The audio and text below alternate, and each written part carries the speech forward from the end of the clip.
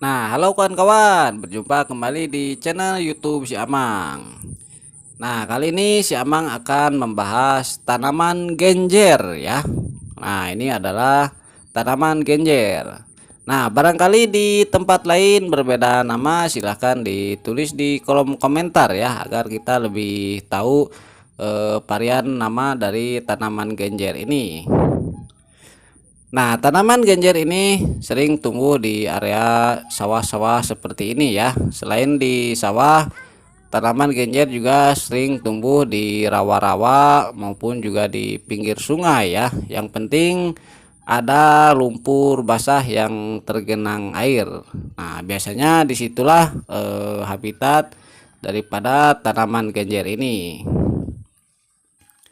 Nah, seperti tanaman genjer yang ada di sawah ini adalah tanaman genjer yang tumbuh secara alami tanpa ditanam ya.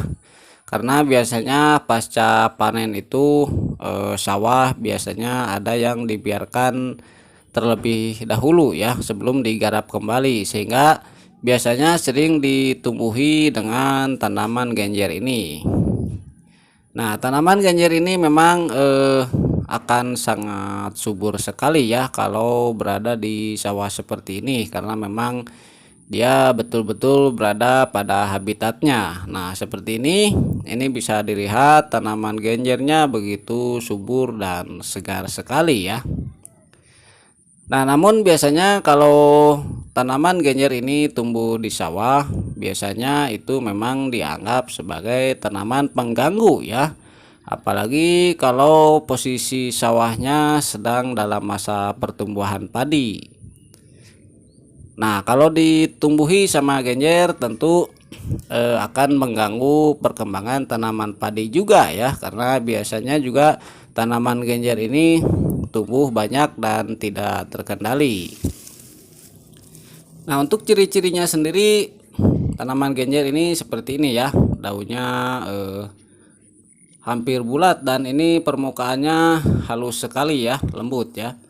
Nah, untuk batangnya sendiri memang agak unik ya, karena batang daripada pohon genjer ini bentuknya itu segitiga ya.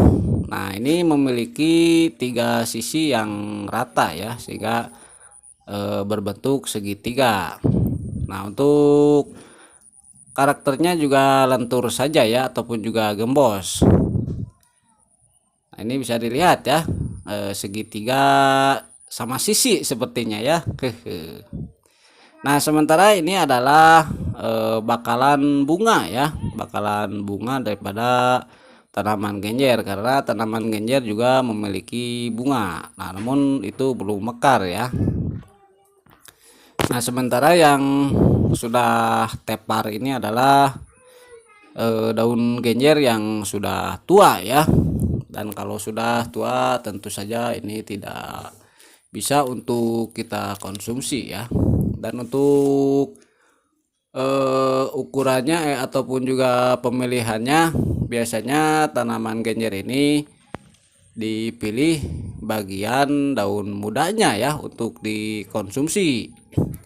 Nah, memang kalau zaman dulu itu orang sering mengkonsumsi tanaman genjer ini. Nah, barangkali sekarang sudah mulai jarang ya orang-orang yang mengkonsumsi tanaman genjer ini, karena sudah banyak juga jenis-jenis sayuran lainnya.